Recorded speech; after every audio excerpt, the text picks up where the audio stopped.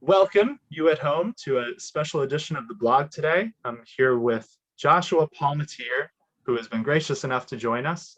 Joshua is one of the editors and the founder of Zombies Need Brains, which is a professional indie publisher that publishes professional quality science fiction and fantasy anthologies. They have 3 coming out this month: Derelict, When Worlds Collide, and Modern Deity's Guide to Surviving Humanity, which I have a story in, the Teotl of Gaming. Joshua, thank you so much for joining us. Can you maybe kick things off by telling us a little bit about Zombies Need Brains and what it is you do? Well, thank you. Thank you for having me and suggesting the interview. Basically, like you said, Zombies Need Brains is not a small press all about zombies. It is the name of the small press, and basically what we do is we publish themed science fiction and fantasy anthologies, and that's pretty much all we've done so far. When I initially set up the small press, I was thinking that eventually we'd move into novels and stuff like that, but at that time it wasn't as easy for writers to put their own novel out. Yeah. Now it's become so easy that it doesn't seem reasonable for somebody to come to me and ask me to put it out. So because they can just do it on their own and get more money that way. But so we focus mostly on the science fiction and fantasy themed anthologies. Cool. And so I've been curious, before you were ever doing this, you were already a published novelist, writing fantasy novels. You already had a bunch out before you even started doing the short story anthologies. So how did you get into editing anthologies? What made you make that leap? Well, yes, I am a fantasy author with DAW Books, and like you said, at the time I was basically just focused on novels and publishing novels and whatnot, and I think at the time I had 6 novels out, fantasy novels out, or I was in the middle of the 2nd series, or something along those lines. But in the process of doing all of that, you go out to bookstores and you do like group signings at bookstores and stuff. And so we were at a group signing at a Barnes & Noble, and there was like 7 of us at the signing. And after the signing, of course, we hit the bar. And so at the bar, you know, writers talk, and I kind of threw out this idea of we should all write short stories for an anthology about a bar. And so it kind of developed from there, and everybody was just kind of joking, you know, because everybody's like, oh, we should have a bar and it should travel through time and Gilgamesh should be the bartender, and you know, so we were building up this anthology idea. And everybody kind of agreed they would write a story for it, but everybody was also kind of laughing it off. However, I, being me, said that, you know, why not do this? You know, why just laugh it off? And so at the next convention I went to, it was a World Fantasy Convention in Montreal, I think. I kind of approached the publisher called Techno that is the one that sort of ran the themed anthologies that DAW was putting out. So, you know, I'm with DAW, so I knew about Techno, you know, all the little sections there. Yeah. And so I approached them and said, like, how do you get an anthology, you know, to DAW? Like, what's the process? And they said, well, what they do is that they pitch a bunch of ideas to DAW at World Fantasy, and DAW picks a couple and then they publish them. You know, they put them together, package them up, and then DAW publishes them. Yeah. And so he said, we're meeting with DAW tomorrow to pitch ideas. And so he said, give me your pitch and who your anchor authors would be, or they didn't call them anchor authors, but who your authors might be, and by tomorrow, and I'll pitch it to DAW. And so I ran back to my hotel room and whipped out my laptop and wrote up a pitch, and they pitched it to DAW, and DAW bought it. So that's kind of how I got into it. So was that the Tales from the Ur-Bar, or was that a different anthology? Because was Tales from the Ur-Bar a Zombies Need Brains book, or that one was DAW? That one was DAW, the original one. After Hours, Tales from the Ur-Bar. That was a DAW book, and but I got into it with that, me and Patricia, and then since they bought that one that year, the next year Patricia and I put together the Modern Phase Guide to Surviving Humanity, and they pitched that to DAW, and DAW bought that one, and so that was our second one. And then at that point, there was this big shakeup in the publishing world, and like ebooks were coming in and messing with stuff, and so DAW kind of ditched their anthology line. I mean, they used to put out like 6 to 8 anthologies a year, and they kind of ditched it and went down to like 1, maybe 2 a year. And so Patricia and I kind of hung on for a while, saying, you know, well, maybe they'll get back to it, and started back up again after the shakeup settled. And it went on for like 3 years. And finally, like the 3rd year, I was just like, I don't see this coming back. And so I said, so if I want to continue editing anthologies, why not do it myself? Yeah. And so kind of the impetus for Zombies Need Brains. So I spent a year.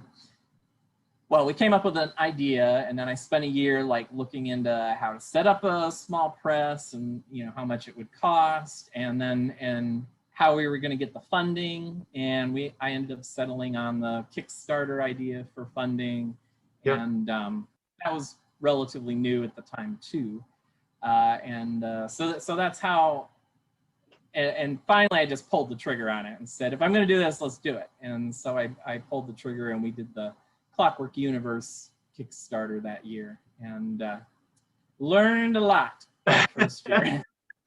and that, so Clockwork Universe, I remember when you were doing that one, that was like 2010 or 11.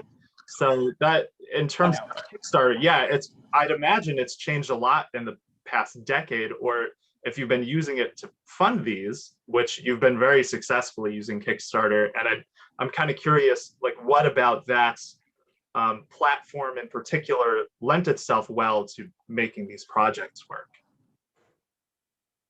Yeah, the Clockwork Universe was 2013, I think, when we ran the Kickstarter. And yeah, I ended up, there were a couple crowdfunding platforms at the time. There was Kickstarter, and there was Indiegogo. I think those were the 2 main ones, big ones. And I ended up going with Kickstarter because I liked the idea that if it didn't fund, then like no money changed hands, nothing happened, you know, blah, blah, blah. So it was like, okay, if it doesn't fund, then that's that. And if it does fund, then, you know, I can put in, you know, how much money I need in order to actually produce this. And I liked the crowdfunding idea for, and I still like it, for these anthologies, because in essence, you're basically just pre-ordering the book. You know, and if we don't have enough pre-orders, then the book doesn't happen. So it's kind of a way to judge whether your theme idea is any good or not. Yeah. so and you have to kind of remember at the time we were only doing 1 anthology at a time, right? So the first year we did Clockwork Universe, and the second year we did Temporally Out of Order. So it was kind of like testing the idea. Yeah. That's so much in play now because we're doing 3 at a time. So, you know, one of the ideas might be really strong, and if it is really, really strong, then that might generate enough funds to let us do the other ones that are maybe not as strong. But yeah, this idea still holds, that you're kind of pre-ordering, and you know, if the ideas stink, then we're not going to fund. Yeah, I mean, it makes sense. It's a great way to kind of test test the interest, really. And you guys, I mean, you've had a great amount of success with it. I don't know that you've ever had one not get funded, because there are a ton of anthologies you put out at this point. So I'm curious, let's bring it to the anthologies themselves. Your Kickstarter's funded, or I guess actually way before you even do the Kickstarter, the process needs to start for what anthologies you're going to make and the anchor authors you're going to go with. So where does that process start? Well, it starts basically with me deciding what ideas I want to do for themes that year, and most of the ideas have been generated by me, basically. But every now and then I get somebody that pitches me an idea, and I kind of put it in my little idea file, and then I go back to that file and I kind of look through and see, is there something that strikes me as a theme that, you know, is timely or is strong enough to carry the Kickstarter. Yeah. Because we got to have a theme that's going to draw people to the Kickstarter, and so it used to be I just picked a theme, of course, and then I ran with it once I thought we had a strong idea. Now, of course, I'm doing 3. Yeah. So it's a little more complicated, because I pick the theme that I kind of am really excited about and interested in and think is strong enough, and then I pick 2 other themes to kind of pair with it. So it's not just me picking 3 themes I love. It's me picking one theme that I think is really ultra strong. Yeah. And, you know, like the upcoming Kickstarter, the main theme I chose was the noir, sort of detective mystery, science fiction, fantasy mix. I thought that was a really strong, cool idea, and but that's lends itself more to kind of an urban fantasy-ish feel. So, you know, my other 2 themes, I don't want to pick something that's going to feel very urban fantasy-ish. So I usually try to get one theme that's kind of urban fantasy, one theme that's fantasy-ish, and one theme that's science fiction. Gotcha. But I do like variety, so I do try to pick themes where it could kind of go both ways. Yeah. Like one of the other themes for the upcoming one is Shattering the Glass Slipper, and it's supposed to be kind of plays on fairy tales and stuff like that, so it's mostly fantasy. But we are kind of looking for, you know, a few stories that are fairy tale-ish but science fiction-y. Yeah. So, you know, one of the big things that I like to do with the zombies anthologies is I like variety. I don't want to pick a theme that we're going to get 15 stories that are, you know, basically exactly the same. I want to mess it up a little bit. So, because I've read anthologies, and ones where all of the stories are basically the same idea, they're boring. Yeah. I think that'd be real critical to get a spread. Yeah, I want you to be entertained, and I want you to be able to, you know, read one story and then move on to the next story. And even though it's the same theme, I want you to feel like it's a different story, different kind of stories. So cool. So yeah, and then I pick the themes, and once I pick the themes, then usually if it's a proposal from somebody else, then I ask them if they want to be editors or co-editors. And you know, some say yes and some say no. And so then once I have that, I pick all of the editors, and like for a while I was always one of the editors, because I wanted some control of it, but once I trust somebody enough, then I'll branch it out to other people, which I've been doing more lately. Yeah. And then we pick anchor authors, and we start inviting people, and we always start really, really big. Like we've invited Neil Gaiman, we've invited Stephen King. That's awesome. So we start pretty big, and then you know, narrow it down from there, because we're not expecting any of them to actually say yes, because you know, we might be paying professionally, but we're not paying that professionally. Yeah. You have had some solid names in them over the years, though. I was looking back at one of them, and I saw Christy Golden had written a story for it. And I had a fanboy moment a little bit because, like, I grew up loving her books and played a lot of World of Warcraft, which she writes for. Yeah, you're pitching the big names, but like you are getting some pretty solid names in these anthologies as well. Oh yeah, we do usually get a couple like New York Times best-selling authors like Shauna McGuire and, like you said, Christy Golden and some others. So we usually get some pretty decent names. I mean, they're all good authors. They're usually people that I know through the conventions and all that kind of stuff. And like one year we got Garth Nix. That was fun. Oh, and he actually wasn't an anchor author. He actually just submitted to the slush pile, which was surprising. So take note, authors out there. Even Garth Nix goes to the slush pile sometimes.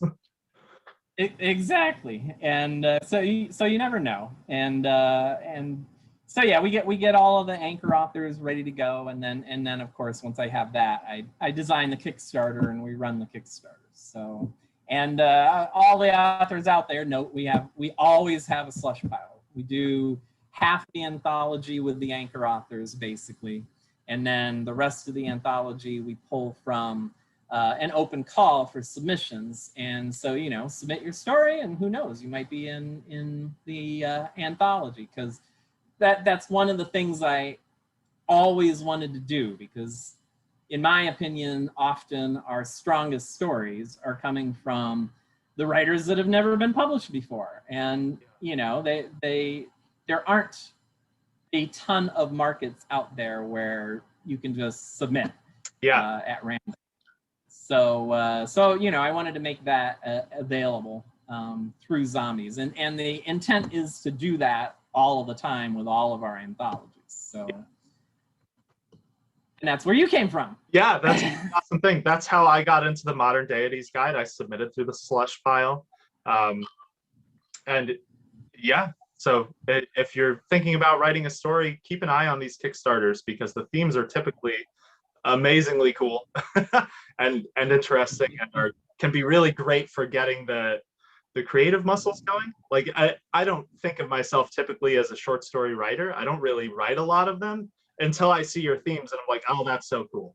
Okay, I have an idea now.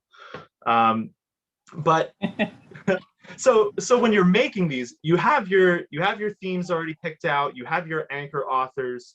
I'm curious how you go about both in terms of talking with your anchor authors and in terms of what you look for in the slush pile. How you go about making like a balanced table of contents to make like a balanced anthology. Like, do you discuss ahead of times with your authors what stories they're thinking about doing? Just kind of what thoughts go into making a balanced book? Well, the easy answer is we usually don't talk ahead of time with the anchor authors about what kind of story they're going to write. And so in some sense, and the reason we don't do that is because in some sense, we're letting the anchor authors kind of control the theme a little bit, control the feel of the anthology. Gotcha. So we usually all of the anchor author stories in, and you know, we read those, and that kind of gives us like a base for what the feel of the anthology should be. Yeah. And you know, during all of this time, of course, we're reading the slush pile, and when we read the slush pile, we take notes on all of the stories that we read, rank them. So we rank them like 0 to 5. 0 is usually just like way off theme. Yeah. Not even remotely theme. But 0 to 5, and then once we kind of get a feel for what the anchors have written, me and the other editor, or the editors, sit down and talk about the ranked stories from the slush pile. And one of the things that we do is we have to pick like if an anchor author has written a certain type of story, then we can't really accept anything from the slush pile that's like that, because we don't want two exact same stories in the anthology.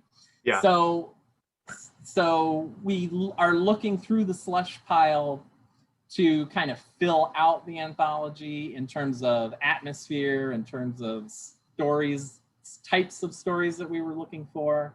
Mm-hmm. Like, if just off the top of my head, if the anchors have all turned in really serious, dark stories, then we're going to go to the slush pile and look for kind of humorous, light stories. Yeah. I mean, it's never usually that extreme, but that kind of gives you the idea. We're trying to fill the gaps with the slush stories. So one of the things I want to point out to, or always try to point out to people that are submitting to the slush, is just because you get rejected from zombies in the slush pile, it doesn't mean that you had a bad story. You could have been really, really high up in the rankings. It's just you wrote something that was too similar to one of the anchors. Yeah. Or, you wrote a really, really dark story, and we've already got 5 dark stories. We needed something else. Yeah. And so it's never, the rejections from zombies are never strictly good versus bad stories. Yeah. Mag, I think it's a little more good versus bad. Not completely, because they're also trying to get variety and blah blah blah. But for zombies in particular, I think we're just trying to fill out so that we have a good variety of stories in every theme. And that's a big part of how we decide what stories to accept. Now, certain anthologies, it's a little tighter than that. For example, the Modern Deity one, we didn't ask people what they were going to write, but we did ask them, what deity are you going to use? Yeah. Because we didn't want, if Tanya Huff was going to use Hera, then we want all of the slush people to be attempting to write Hera stories, because like we already have a Hera story. We're probably not going to take another Hera story. So brilliant too. I just need to say, Your 3 O'Clock is Here, I think is what it's called in that book. It was fantastic. Yeah. That was a hilarious story, yes. And we want to be fair to the slush pile people with a theme like that. If it's an obvious thing where where the anchors are choosing something, if we can save the slush pile people a little time, by giving you the god or whatever that they're using, then we'll do that. For example, the Shattering the Glass Slipper is fairy tales. So we're going to try to give everybody the fairy tale that the anchor author is going to play with ahead of time. So that if somebody's doing Cinderella, you don't want to be writing a Cinderella story for the slush. Makes sense. So sorry. But again, that when we're looking at the slush, it's the same idea. We're trying to fill out, gaps. So, for example, with the DEITY'S story, we had a lot of basically Roman and Greek gods and stuff like that coming from the anchor authors. And so we're looking for people, or we were looking for stories, obviously good stories. We were looking for good stories that had other deities involved from other pantheons and stuff, because we wanted an Egyptian one. We we were looking for that variety in terms of the deities. And so it helped if and we say this in our guidelines, it helps if you, choose something or do something that's a little more outside of the box, not necessarily the first 5 things that you think of. You might want to go beyond that. Because we're probably, for the deities, we knew ahead of time we are going to get, 60% Greek Roman gods. Was that how it panned out? In the Say slush? it again? Was that more or less what the breakdown ended up being in the slush? What you expected?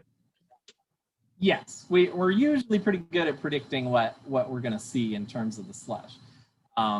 and yes, we got the majority of the stories that were handed in were, you know, Greek Roman gods. Yeah. And we got a significant number of Egyptian ones, Yeah. because that's kind of like next obvious down the line. But you know, we were looking for, you know, like yours came from, you know, the South American pantheons, and we were looking for things from there. We were hoping to get some that were from, you know, like Asian and all that kind of stuff, you know, like some Japanese pantheons, some Chinese pantheon gods and stuff like that. And we got almost none of those, but we kind of expected that. Yeah. Because people aren't as familiar with those, and so it's harder to write for those. And of course we knew we had to be a little bit careful because we didn't want anything that felt like it was I just lost the word. Appropriated? This is not, yeah, appropriating, yes. We didn't want anything that felt like it was appropriating something from another pantheon and stuff like that. So you know, there was a little bit of balancing in that respect when we were reading the stories too. Yeah.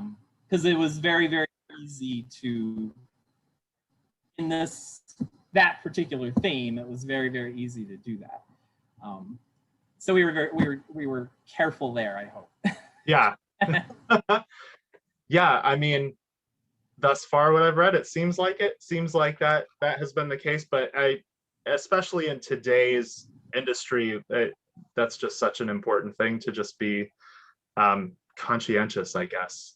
It's a sensitive time, and yeah, I could see how that would be an extra challenge to doing something like the Modern Deities Guide, where you're pulling from real world myth as opposed to just a bunch of made-up stories.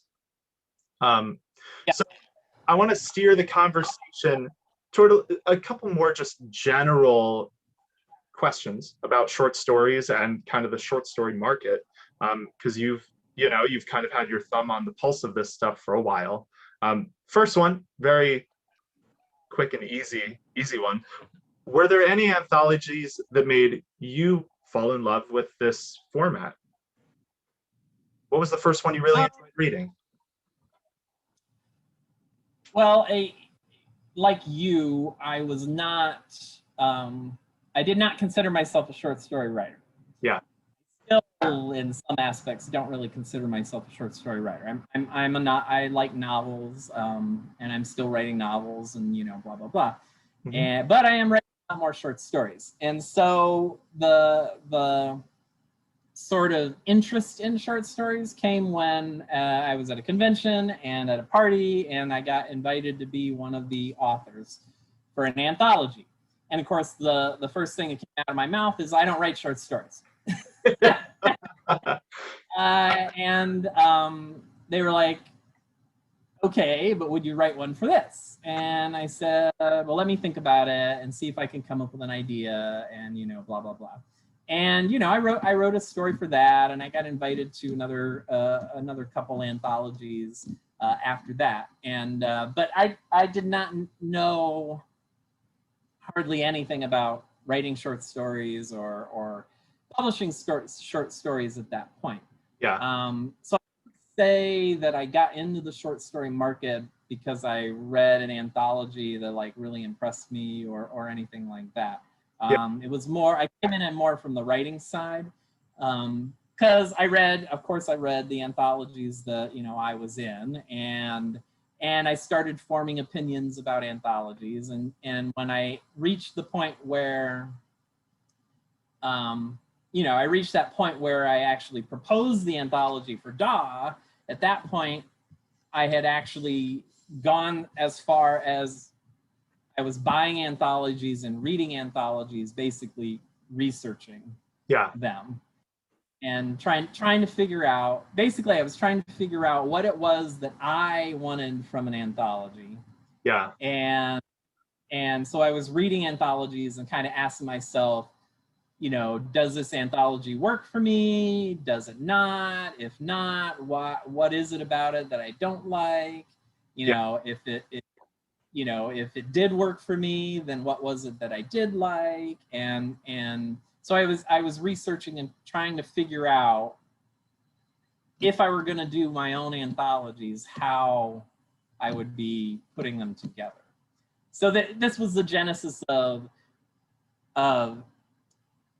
do I want to do only invite anthologies? Because that's what I started out writing for, is that the only way you could get into those anthologies was you had to be invited and that usually happened at conventions and stuff like that. Yeah. And or do I want to do open call, you know, and just say, here's the theme, send whatever you got, or, you know, some mix. Obviously I settled on a mix.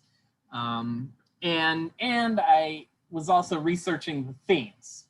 Yeah. Like I was like, what themes seemed to work well and what ones didn't. And that basically, it came down to what I said earlier, is it turned out that for me, the anthologies that worked the best were the ones where the theme was wide enough that you could get a variety of stories. Yeah.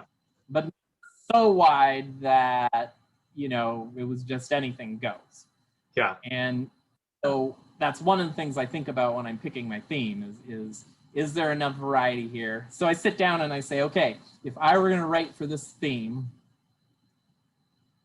what kind of stories could I come up with? Yeah. And if I can come up with like 7 different ideas that fit the theme, you know, like a humorous one and a dark one, and, you know, if I can come up with enough ideas on my own to fit the theme, then I'm like, okay, this is pretty good. If I sit down and say, you know, what can I come up with, and I can only come up with a couple ideas, and I'm like, okay, this isn't wide enough. I need to either dump the theme or I need to figure out how to make the theme wide enough. Yeah. And I've done that before, where we've said, you know, this theme is too narrow. What can we do to kind of open it up? And usually it's trying to figure out, you know, 1 or 2 steps more general than whatever our theme idea was. Yeah. For that. So yeah, that's kind of how I got into it, from the writing side of it. And cool. We the first 2 anthologies that we did for DAW, the first one was pretty much invite only. Mm-hmm. I decided I didn't quite like that a lot. So the second one was mostly invite only, but we kind of said, you're invited, but you're not necessarily in. You have to write us a good enough story. Yeah. So, and part of that was we learned a lesson in the first anthology with the idea of, if you invite 16 people, but only 8 produce a story, you're screwed. Yeah. So we were like, okay, we need to open it up a little bit more so that people so that we get enough stories to actually fill out the anthology. Makes sense. And then of course, when we went to zombies, we settled on the kind of half and half invite, half open. So yeah. And now I'd imagine you have no problems getting enough stories. How many typically come in through the slush in one of these Kickstarters? For any particular theme, it ranges between like 100, 150, all the way up to the biggest one we've had so far is we had like 850 submissions to one theme. Wow. So yeah, it's like the after hours was the one, or not after hours, the alternate piece was the one where we had about 150, because that's harder to write for. It's very, very niche alternate history. And we restricted it because it couldn't be, it was called alternate piece because it had to be alternate history stories that weren't based on winning or losing a war or assassinating somebody or something like that. It had to be more peaceful. Yeah. A more peaceful. Which I'd assume so it would go the assassination route. So I could see how that narrowed it a bit. Yeah, it narrowed it down quite a bit, but it was also something the theme was something I hadn't seen anywhere in the alternate history market. Yeah. And so it was like, okay, you know, we can hit this and cover some ground here, new ground here. And I mean, it was out there, but it wasn't a lot. Yeah. You know, the one that got the most so far was the Apocalyptic. That was the one that had 850. Wow. Well, I mean, we kind of knew that going into it. We sit down ahead of time and we kind of predict, like, this one's going to have this many submissions. This one's going to have this many. I think about it anyway. Yeah. Because I'm usually reading them. Yeah. And I'm like, I don't want to get overwhelmed with all of the reading. And so I kind of try to decide how many submissions we're going to have to read for each one. Because unlike most editors, to be honest, I usually read every story all the way through. Yeah.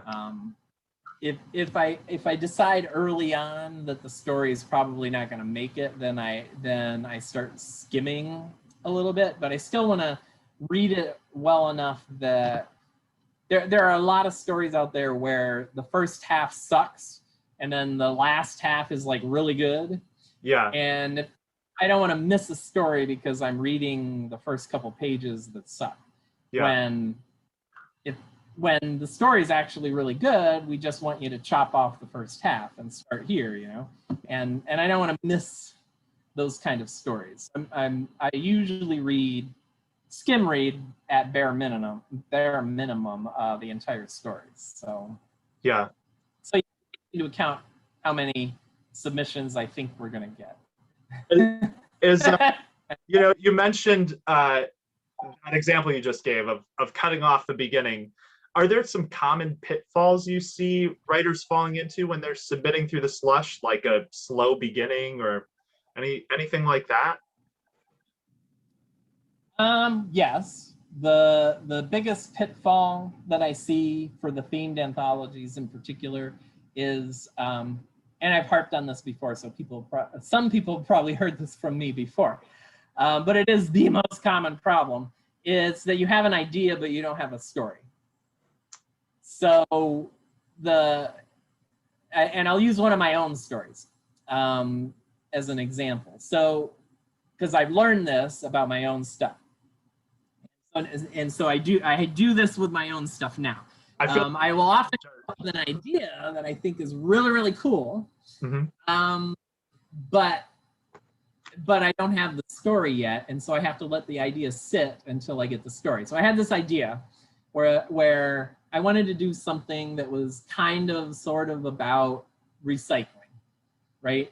Okay. And so I said, what if all of a sudden all of the crap that we have not recycled just kind of shows up in Times Square. So I had this image of Times Square, but Times Square is just like covered in recycled garbage that we didn't recycle. Yeah. So I thought it was a pretty strong image. Yeah. But that image, that idea is not a story. Yeah. For example, a character. Yeah. And so then I'm like, well, I need to have a character, and so, but then it can't just be a character, you know, saying like, holy shit, there's garbage in Times Square. I mean, that's not a story. Yeah.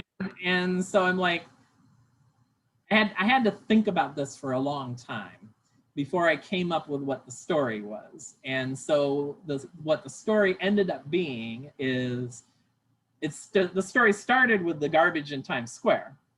Mm-hmm. But then the actual story is about this guy, and after the Times Square incident, all of this starts happening at different locations around the world, including residential areas. So this guy wakes up one morning and his lawn is basically filled with recycling that has not been recycled. And so he's got to clean it up, right? So he starts cleaning it up. And as he starts cleaning it up, he realizes, wait, this is my garbage. Nice. This is all my stuff that I threw out that I didn't recycle.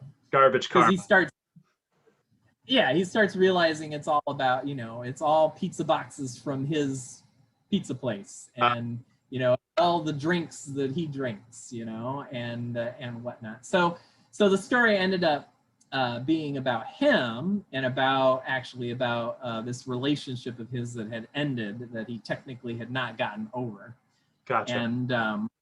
And so as he's picking through the garbage, he starts finding all of these reminders about the relationship and all that kind of stuff. So it made him kind of relive the relationship. So that's the story. Yeah. As opposed to the idea. Yeah. And what I see in the slush pile a lot is, I mean, seriously, we probably get at least half of the stories in the slush fit into this category. We get that story that's a really, really cool idea, but they haven't developed a story around the idea. Yeah. And so you got to, you know, for these themes, you got to sit down and say, what's my idea? And you got to develop your idea beyond just an idea. There's got to be a character arc. There's got to be some point to the story. And the second thing I would say, which ties into this, is if you take the theme out of the story has to fall apart. Yeah. So, you know, if it can't just be, I'm writing a modern deity story, but if I take the deity out, the story has to fall apart. I mean, the deity has to be the significant part of the story. I've definitely say that online before, this specific thing. Yes, it's harder to do than you think. Yeah. Because a lot of stories, when you try to pair the idea with the story, it's hard to get the idea and the story to mesh. Yeah. And so that if you take part of it out, it falls apart. And that's the trick. I think that's the trick to writing a really well-rounded story for, not just for zombies, but for any market. Yeah. If you read the stories, most of the stories fit into that category. It's an idea and a story. Yeah. They're so intertwined that you can't pull them apart. Yeah. Yeah, I think that's your example with the recycling is great too, because it's, you know, talking about how you had the idea for it, and that's great, and that's so exciting. And a lot of writers that I know will, you know, get super psyched about their ideas, but that's like the basest building block of the story you just described. It's like that's what the entire everything else needs to exist, but like the story is about the characters who populate that world. Exactly. So I'm curious, because we've talked, you know, a bit about short stories. We've touched a little bit on novels, but I kind of wanted to bring it around to that because you are a busy person. You have a day job, you write novels, you edit short stories, you run your own press. So how do you, what are some tips you have for time management for writers and really any creatives who are trying to balance multiple projects like you do? Well, I was gonna say the tip is time management. You basically have to figure out how to organize your time so that, you know, you have, and you have to be pretty diligent about the time. Yeah. So for example, you said I have a day job, so I teach mathematics at a university, at a college here. So and one of the reasons I thought about this way the hell early. One of the reasons I chose teaching was because you can, especially college teaching, you can set your own schedule. Yeah. More and a good chunk of time in the summer off. Yeah. Right, where you don't have to. So the day job, choosing the right day job is helpful. Yeah. So but when I'm teaching, I organize my schedule so that I'm basically teaching in the morning, and I'm done with teaching by like 1 p.m. to 2 p.m. at the latest, if I can do it. obviously, you know, that's the job that pays all the bills and all that kind of stuff. So that's highest priority in terms of scheduling. But I have flexibility there. Yeah. So I schedule that, and then after that, when I get back from the day job, when I get home, is my writing time. And so that's usually when I'm writing the short stories and writing the novels and all of that kind of stuff, mostly the novel. And I usually only get in an hour or two when I'm teaching, an hour or two per day for that. Because after that, I also teach spin and toning classes at the gym. So after that, I go and do the spin or the toning class, and then in the evening, I usually try to keep the evenings free.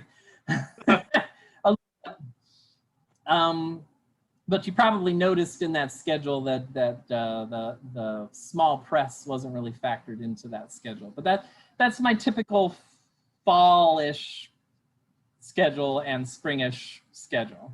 Gotcha. And then summer is I do a lot of significant writing in the summer because I'm not doing the day job, but I also do a lot of the work for the small press. So, you know, the Kickstarters run over the summer, the Kickstarters designed over the summer. Yeah. The time sync of the mailing and all that kind of stuff of the design of the books, because my mom does the interior design of the books, and then I do I kind of finish up the interior design, and then I do all the cover design and stuff like that. So all of that's usually done at the end of spring, sort of early spring, summer, and then the reading of the slush pile is done in the fall.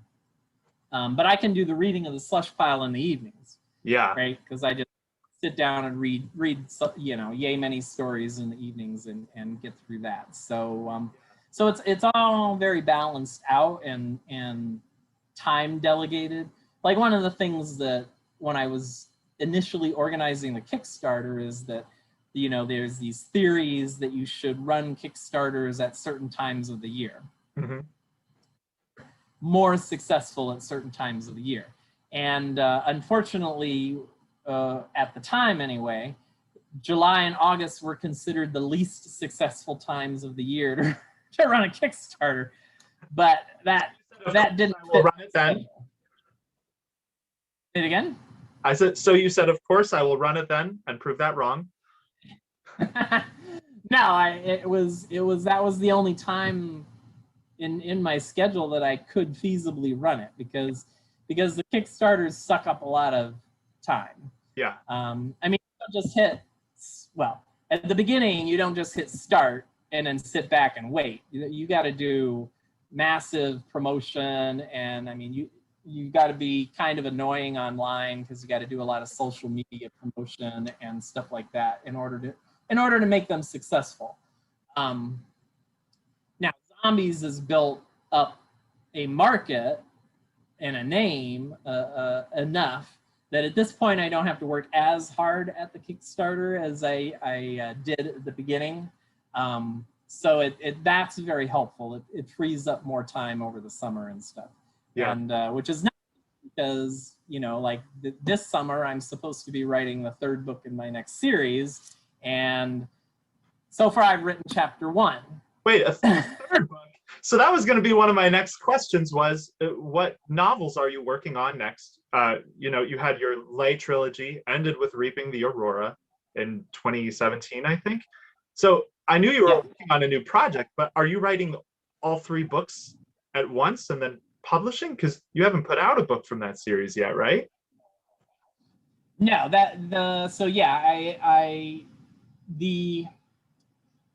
So I wrote book 1 in the series and gave it to my agent, and book 1 sold.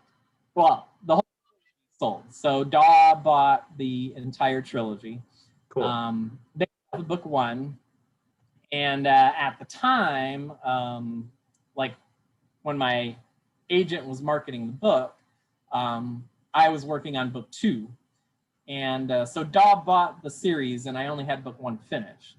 And after they bought the series, obviously I went whole hog on book 2. And so I finished book 2 just like, I don't know, 2 months ago, maybe. So book 2 is done, and I'm working on book 3. And DAW has book 1 scheduled for next year, August of next year, I think. Awesome. So it's not that I'm waiting or they're waiting for me to get the whole series done before we start putting them out. It's just that was the first open slot in their schedule. Yeah. One after they bought it. So it just, I will probably have the entire series done before book 1 actually comes out. But that was just happenstance of scheduling. That wasn't, it wasn't a plan. But it's actually kind of nice because it means, you know, if I hit the middle of book 3 and I need to change something in book 1, I still have time to change it in book 1. Yeah. Work around it. Yeah, I'd imagine that'd be great for like your long-term character arcs. You get to see where everyone's going before book 1 is finalized. Yes. Yeah, and one of the things that's happened in book 2 is that there was a character in book 1, and I didn't even name the character. The character just kind of popped up in book 1 and did a little thing that they were supposed to do in book 1, and obviously not serious enough for them to even get a name. Yeah. But it just popped up and it was there, and then in book 2, all of a sudden, I needed that character for another arc, for one of the arcs, and I'm just like, okay, this character apparently needs a name because they're more important than I thought, and so I went back to book 1 and gave them a name, and I had to develop their scene a little bit more because of that, and so I bumped up their presence in book 1 a little bit because of what happens in book 2, and in a normal publishing schedule, I wouldn't have been able to do that. Yeah. Book 1 was out already and set in stone. Yeah. So an instance where the fates aligned and it was helpful. It was helpful. We're pushing up on time here. So I want to ask you maybe one last question, then we'll just plug the current upcoming anthologies as well as your new themes, because those are out now. So I like to end interviews with a kind of lighthearted question. You're stranded on a desert island. And you can only read 3 books. What books are they? Only 3? Only 3. I mean, I guess if you wanted to, it'd be like cheating to bring the Wheel of Time. So yeah, we'll say only 3. Yeah, if it's only 3 books, I would probably bring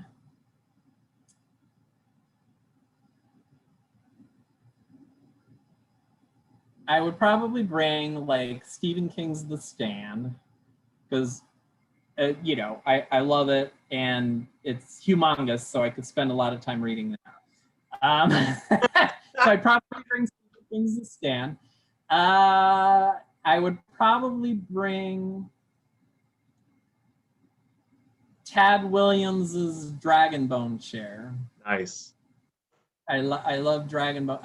Well, I love Stone of Farewell better, I guess. But if I can only bring the book, not the series, yeah. I would probably bring Stone of Farewell. I like Stone of Farewell a lot better than the Dragonbone chair in that series. So I'd probably bring Stone of Farewell. And then, let's see, what would the third one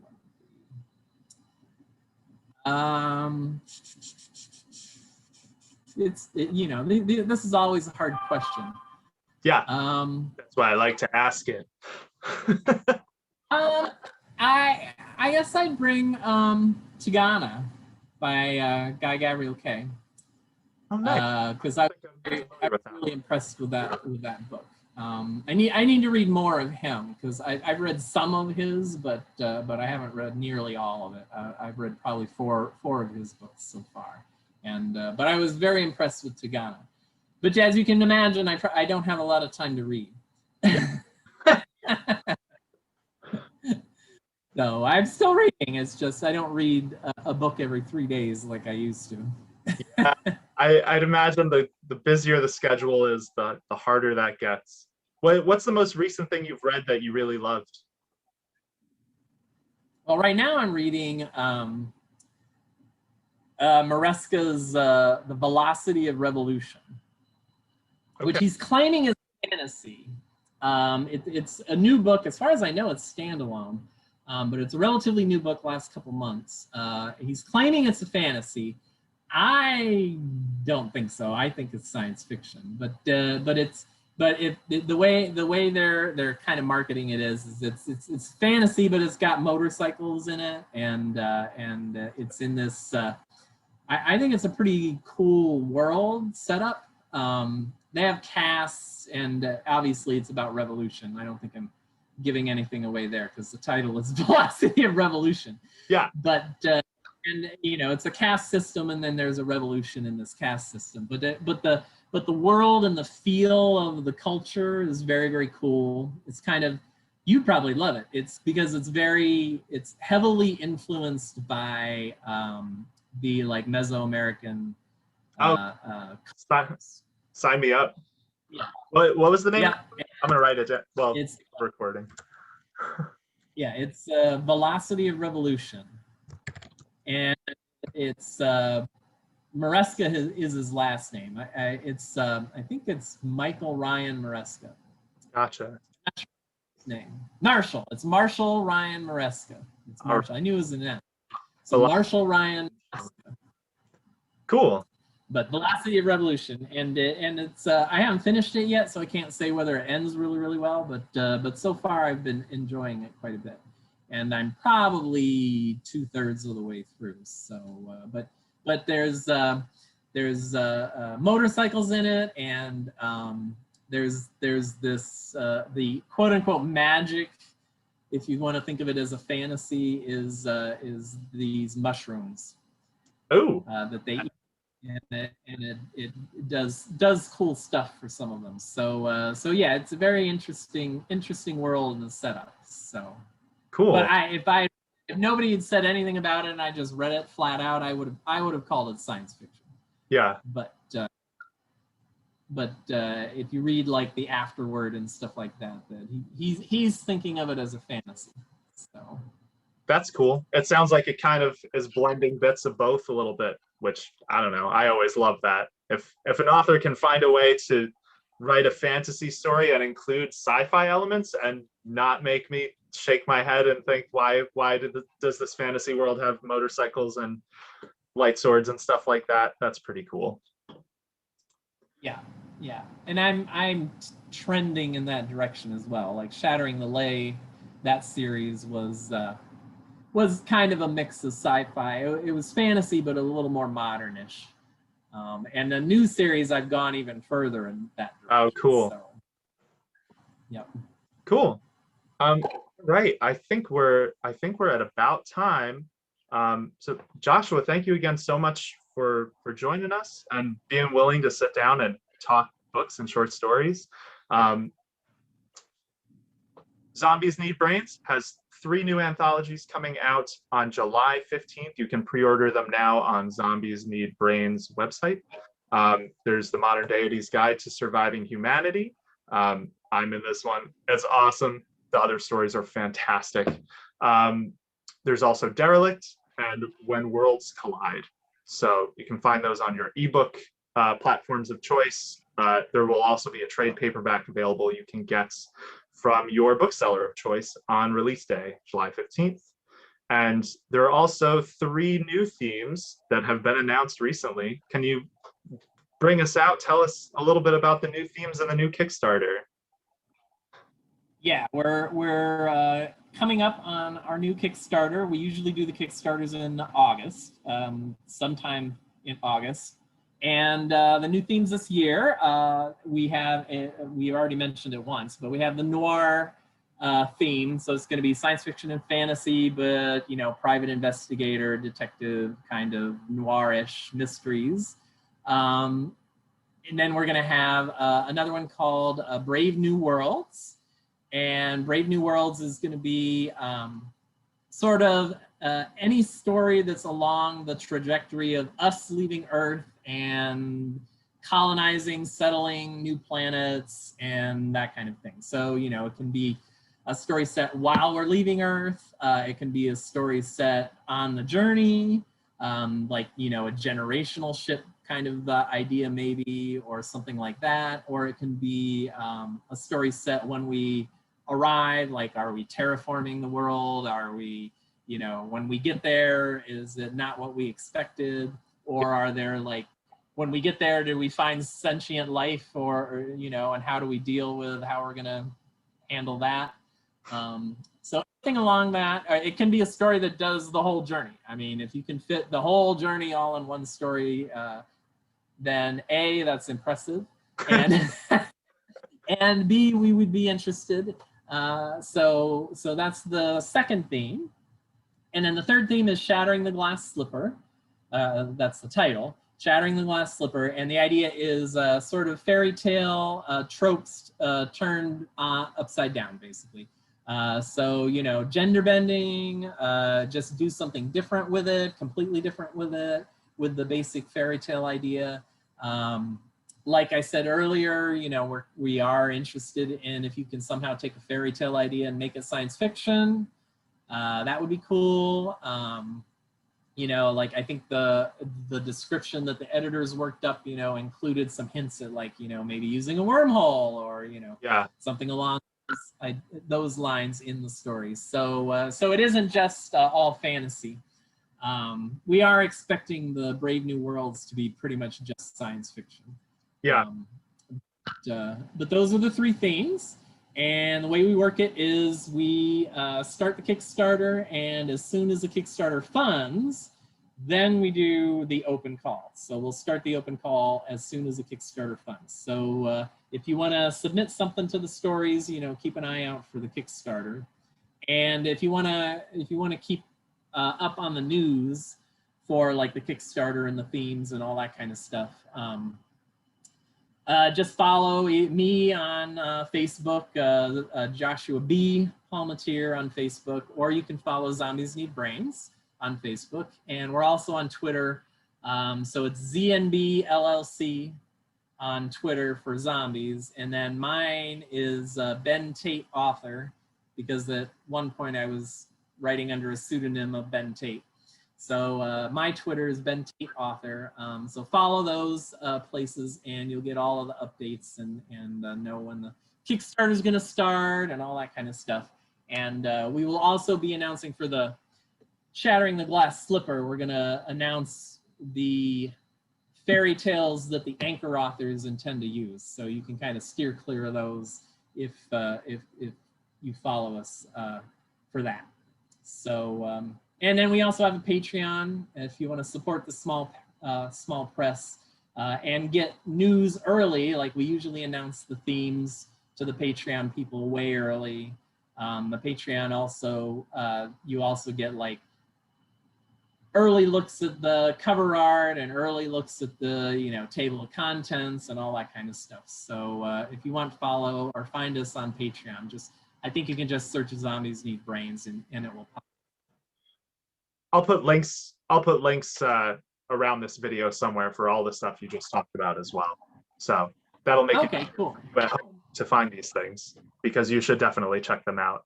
And if you are thinking about submitting to Shattering the Glass Slipper, highly recommend that you pay a lot of attention to what Joshua was just saying about the anchor authors and what fairy tales they'll be doing. That was something I found super useful with the Modern Deities Guide.